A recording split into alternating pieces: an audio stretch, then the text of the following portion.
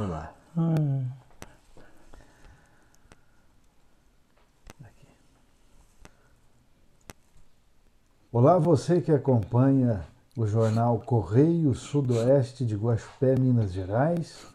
Eu sou Rodrigo Fernando Ribeiro. Está começando mais um podcast Várias Variáveis. Hoje, uma alegria imensa, indescritível e certamente inesquecível, não só para mim, mas para todos vocês que acompanharão essa brilhante entrevista. Está aqui ao meu lado o professor Ailton Paulino dos Santos. Muito obrigado, professor Ailton, por ter aceito participar dessa entrevista do Jornal Correio Sudoeste de Guaxupé. Professor Ailton, o também professor e escritor Elias José certa vez escreveu assim: há sempre um instante que se eterniza.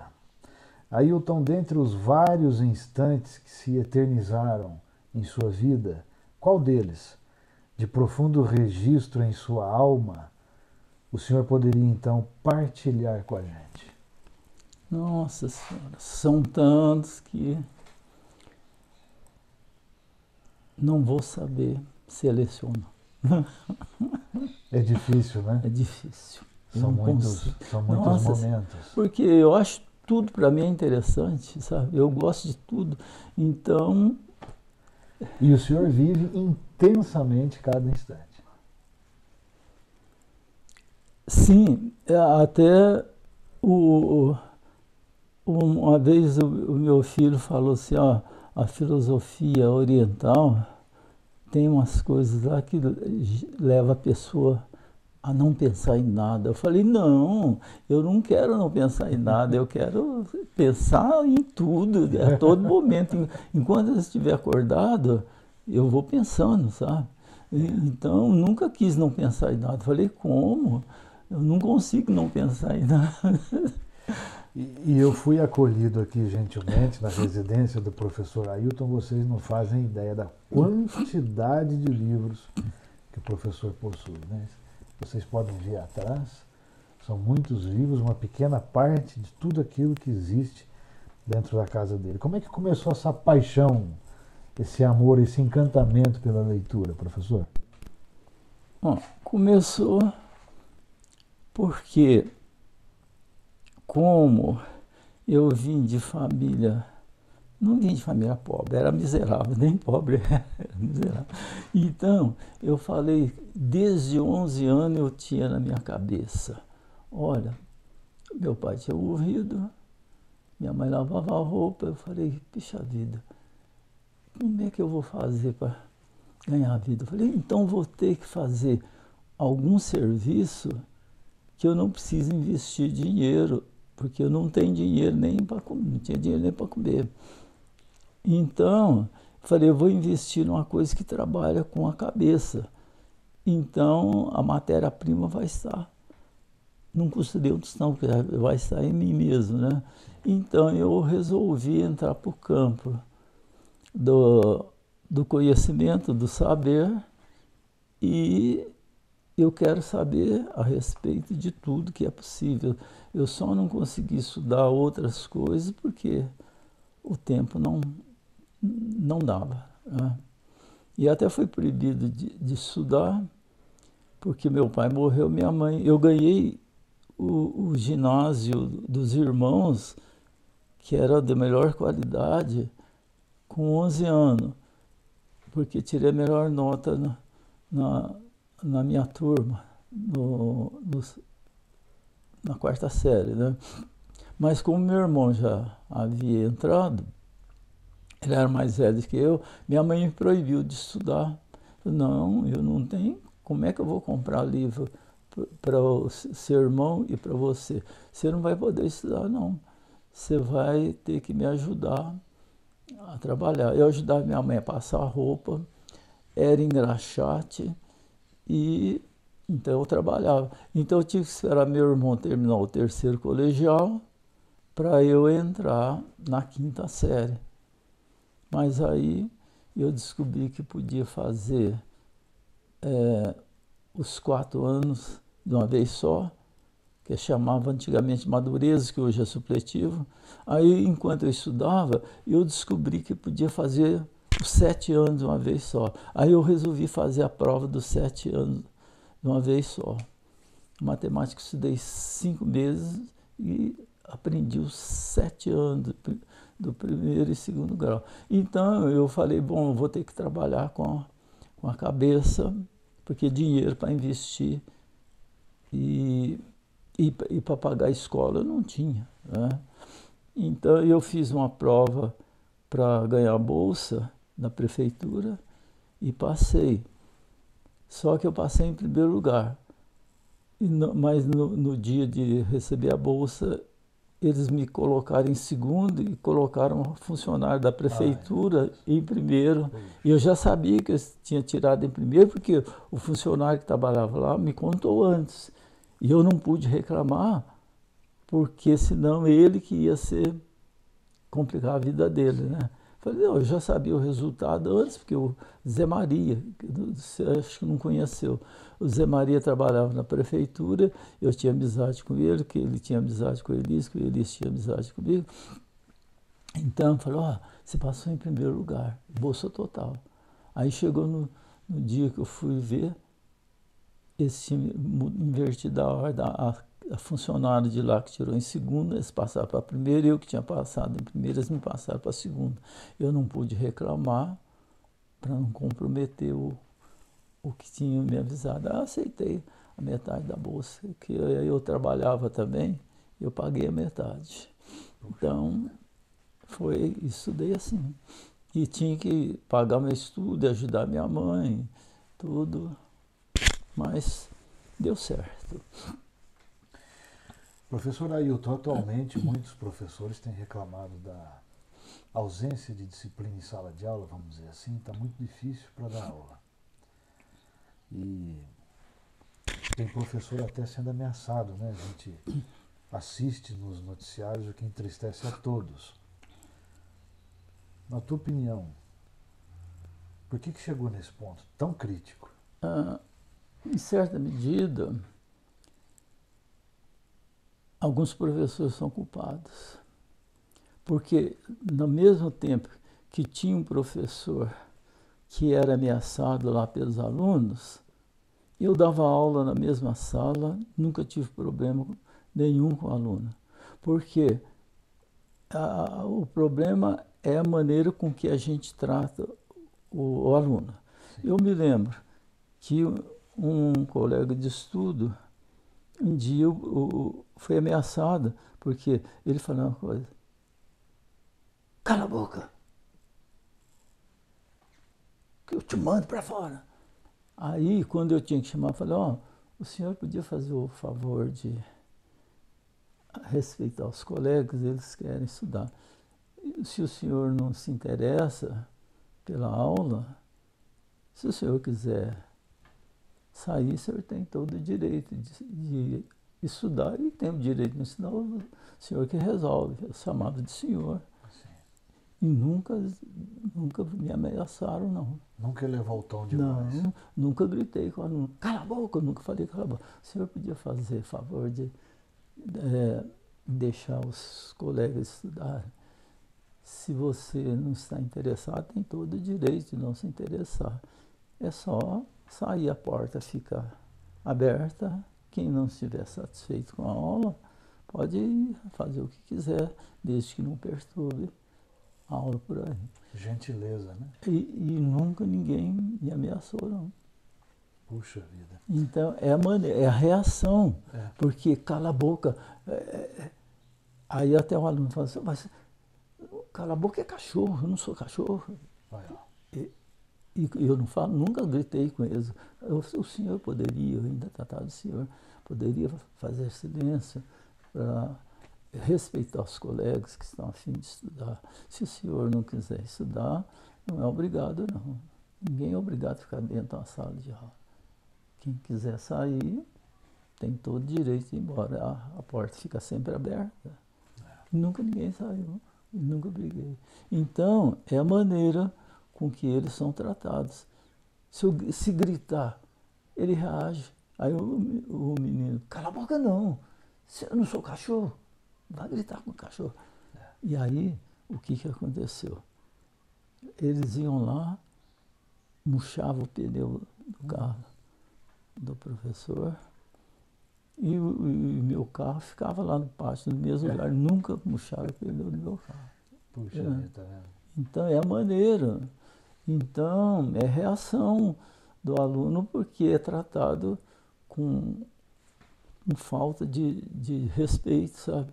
Então, quer dizer, o aluno tem que respeitar o professor, mas o professor também é obrigado a respeitar os alunos. Sim. Então, eu nunca tive problema. Então... O senhor chegou a ser jogador de futebol? Cheguei. Com 16 anos, eu era do juvenil, mas eu jogava tão bem que eles, com 16, me colocavam para jogar. O time estava perdendo ou empatando, eu entrava no segundo tempo, o time empatava ou virava o jogo. Aí depois, aí eu continuei jogando com 16 anos. E o Atlético Mineiro me levou para lá, porque tinha um senhor que trabalhava no fórum e o irmão dele fazia parte da diretoria do Atlético. Então ele ficou sabendo e eles queriam me levar de toda maneira. O Atlético Mineiro? Atlético Mineiro. Aí eu até não queria ir, não. Eu estava interessado em estudar música, né? Aí de tanto insistir, eu falei, quer saber? Eu vou porque eu estudo música no Conservatório Mineiro. Aí eu fui, mas pensando na música, né? Aí eu treinei lá um mês e fui ao conservatório, cheguei lá, matrícula encerrada, só o ano que vem. Ai. Voltei, peguei, fiz minha malinha, vim embora, não falei nada para ninguém. Aí depois eles foram atrás, ué, mas como? Você saiu de lá, não falou nada com ninguém? Eu não falei, eu estava interessado na música, né? E a música não podia mais entrar. Eu peguei e voltei. Eu falei, não, eu quero é estudar. Eu só tinha o primário nessa altura, né? Eu tinha quase 20 anos. Nossa. Eu tinha feito tiro de guerra, eu falei, não, eu quero é estudar, não quero jogar futebol, não. Porque naquele tempo, só ganhou dinheiro e ficou rico, que eu me lembro, o Pelé. E o Tostão, porque ele já era filho de rico, ele era médico, né? Oh, não sabia. O Tostão do Cruzeiro, ele era médico. Então, ele já era rico e o Pelé que ficou rico. O resto, as pessoas ganhavam pouco, não tinha preço, não ganhava essa fortuna igual agora, não, qualquer não sei quantos milhões. Eu conheci até gente que era da mesma época. Um dia em São José do Rio Pardo, era um ponto esquerda, magrinho, estava andando, tudo bêbado, não tinha profissão. Né? Eu falei, eu não vou querer jogar bola. Chega aos 35 anos... Tem que parar. Tem que parar. Se ficou rico, tudo bem. Se não ficou... E muitos, além de parar, ainda não sabe, não estudou, né? Aí não tem como continuar ganhando dinheiro. Muitos foram para bebida e morreram cedinho de tanto beber. Eu falei, não quero saber disso. Eu vou estudar, não quero saber de futebol, não. Eu vi que futebol não dava muito dinheiro, não. Eu falei, não, conta no dedo lá quem que ganhava bem. Então, aí eu vim e fui fazer o Amadureza, que é o supletivo, e estudei. E logo que eu me formei, aí uma professora morreu, o Elias era o coordenador. Eles falaram, a reitoria perguntou, e agora como é que nós fazemos? Quem que a gente pode colocar no lugar? Ele falou, a única pessoa que pode entrar no lugar aí é o Ailton. Ele estuda de verdade. Que uma vez eu fiz uma prova, um livro de 600 páginas. Então ia cair literatura, a metade do livro, 80 questões. Nossa. Objetivas. Então, eu estudei e fiz a prova, acertei tudo, tirei 10.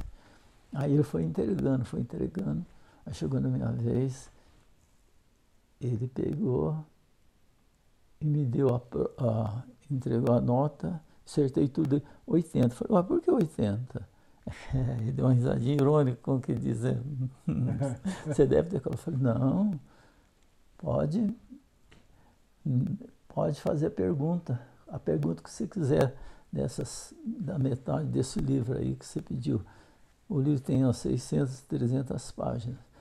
Pode perguntar o que você quiser. Aí ele foi perguntando, tudo aí, na frente da classe. Eu respondia. Aí ele já ia marcar, eu falei, não, pode continuar, vai perguntando. Tudo que você quiser. Ele perguntando, aí teve que me dar 10. Desafiei na frente da sala. Eu sabia tudo mesmo, sabe? E ainda tem um livro tudo rabiscado até hoje. Então, ele teve que me dar o 10. Que história. Não, depois eu fui padrinho de casamento dele, sabe? A mulher dele era minha colega de estudo. Então, muitas vezes eles iam para minha casa para estudar. Que eu estudava mesmo, não levava na brincadeira, não. Então, aí eu me lembro que eu estava sentado com a Silvinha aqui, que era minha colega, que passou a ser a mulher dele. Sim. Aí eu falei, eu casar? Nunca. Eu ouvi, né? E depois o dia, a hora que quando ele entrou, até fiz a música do casamento. E a música era sobre a Silvinha. É um poema que ele fez para ela, eu que coloquei a música. E a hora que foi na catedral, a hora que entrou, a hora que ele estava entrando, eu fazia saudade de cima. Tá vendo? Não casou nunca.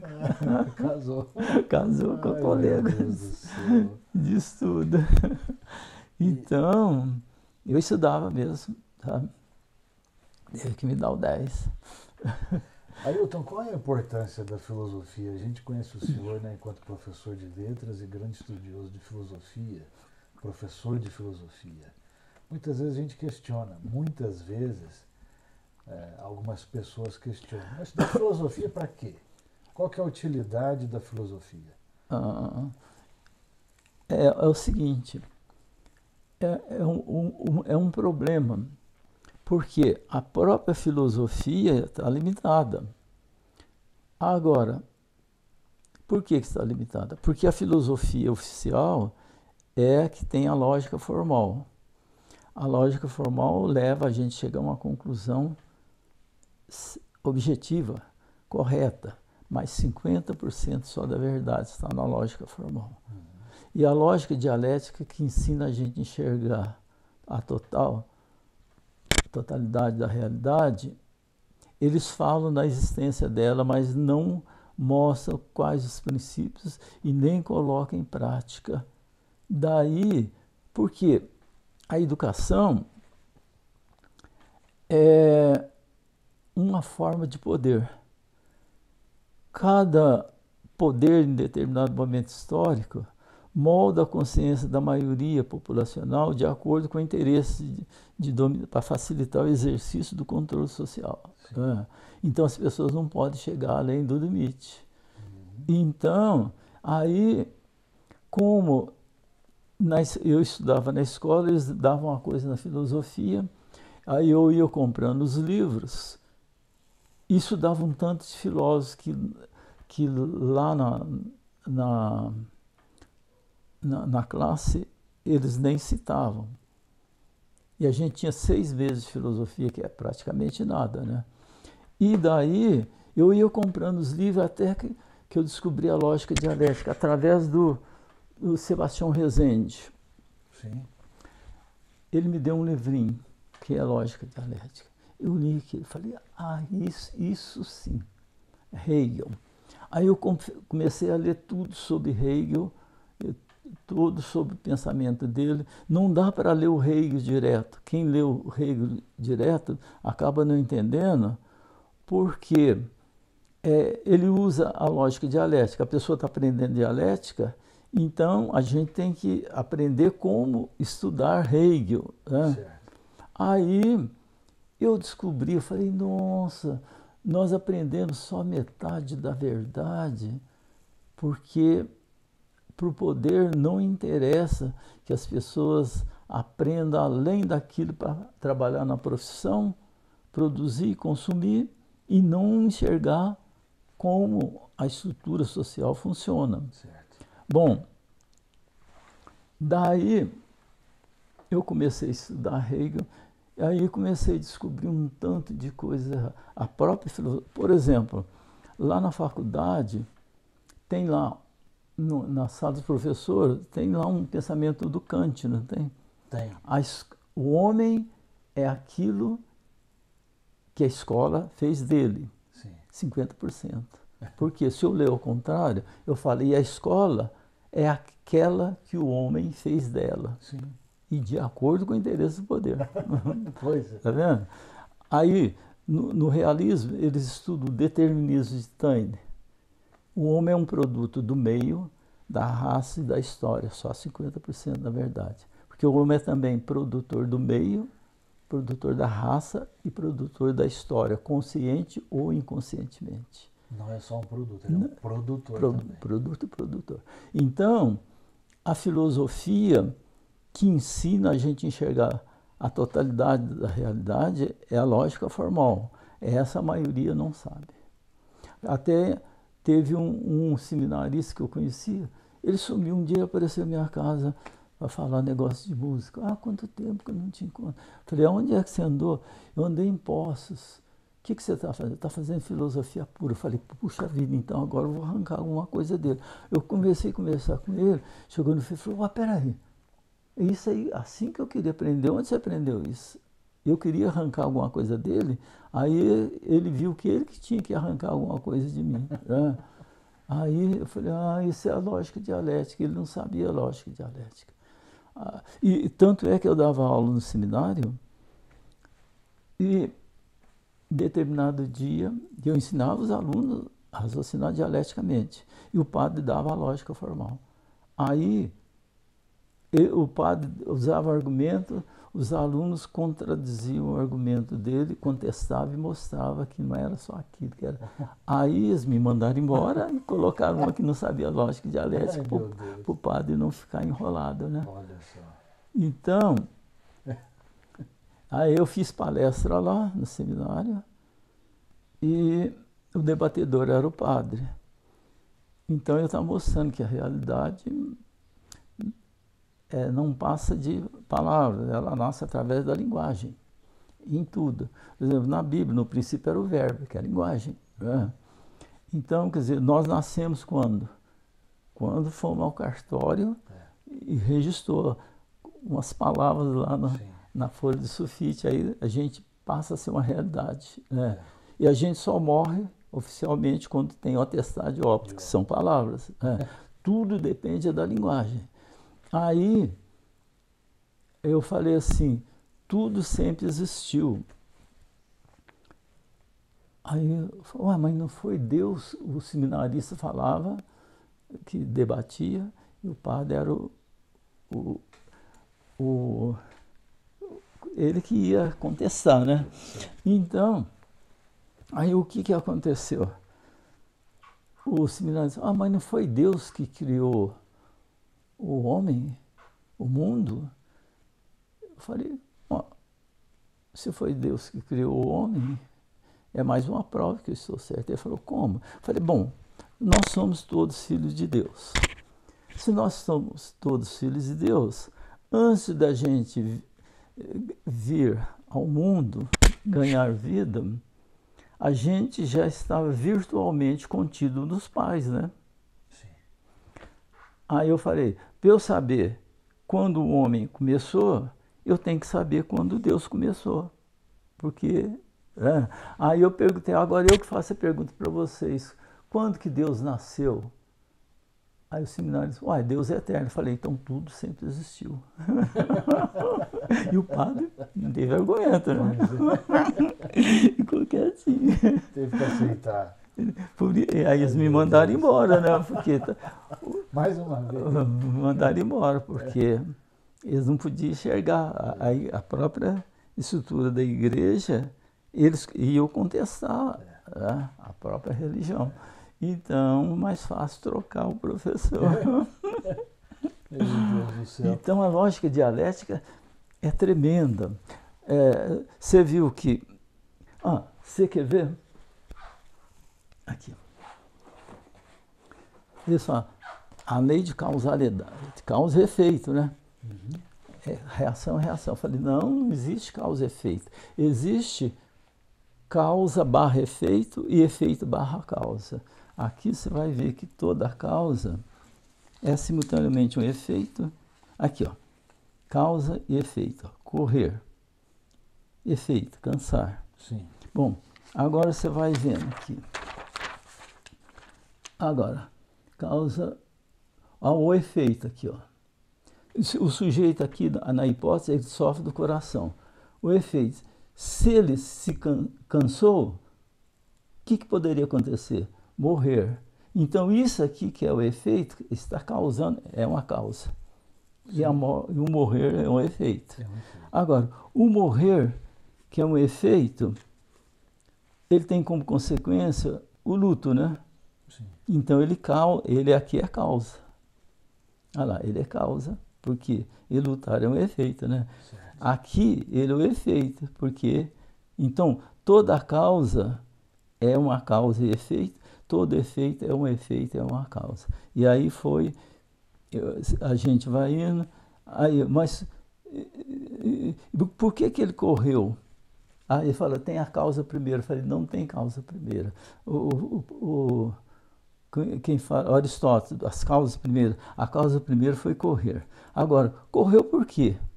Estava com pressa. Então, o que parecia ser a causa primeira é um efeito da pressa. Olha aí. Aí, então, o correr é um efeito. Ele passa a ser a causa do cansar, né? O cansar, que é uma causa, tem o morrer como efeito. E o morrer vai causar o luto. E assim por diante. Entendi. Então, não existe causa e efeito. É causa barra efeito e efeito barra causa. Todo efeito causa alguma coisa. Toda causa é efeito de alguma coisa. Sim. Então, a gente na lógica formal, a gente só enxerga metade da verdade. Então, até eu fiz essa tese aqui, ó, tinha sido aprovada, até eu entrei lá na FAA para mestrado, eles mandaram direto para o doutorado. E eu fiz, foi aprovado, mas na hora de defender, eu não quis defender. Por quê? A faculdade aqui estava no processo para transformar em, como é que chama? Centro universitário? Centro universitário. E a hora que passou, então, até então, era obrigado a ter tantos mestres e tantos doutores, né? E a hora que passou, eles aí já não precisava ter aquele tanto de mestre e tanto de doutores, eles começaram a mandar os doutores embora, trocando por mestre. Eu já tinha um mestrado. Aí eu ia defender essa tese aqui. Eu falei, não, se eu vou perder o emprego. Aí eu vou ter que ir embora daqui. Eu não quero ir embora daqui. Eu falei, não vou defender, porque aí o Lauro Baldini, você chegou a conhecer? O Lauro, sim. O Lauro Baldini, ele foi meu aluno lá. Aí eu falei para ele, para você entrar na Unicamp, você faz assim, assim. Ele foi certinho, fez. Agora ele é orientador da Unicamp, ele estava orientando para o doutorado a minha aluna, que foi a Laís Fio do Barbeiro, ali da Rua da Aparecida.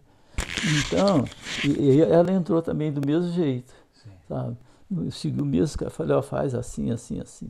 Agora ele é professor lá, ela também logo vai ser professora lá. Então, eu falei assim, aí eu até tinha falado por coisa, ele estava dando aula na Unip.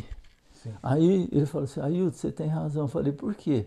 Olha, eu entrei de férias, eu recebi pelo WhatsApp, nós não precisamos mais dos seus serviços e você pode passar no RH lá para receber. Mandaram ele embora, foi sorte. Depois ele fez prova da Unicamp, ele entrou, passou lá. Sim. Então, e você tinha razão aí, ó. Colocaram um mestre no meu lugar, ele já tinha terminado o doutorado, né? E aí eu não Meu quis, Deus. falei, não quero ir embora daqui do hospital, não, quero morrer aqui mesmo. Então, aqui vai mostrar. Então, essa tese aqui mostra que o problema da educação é a educação.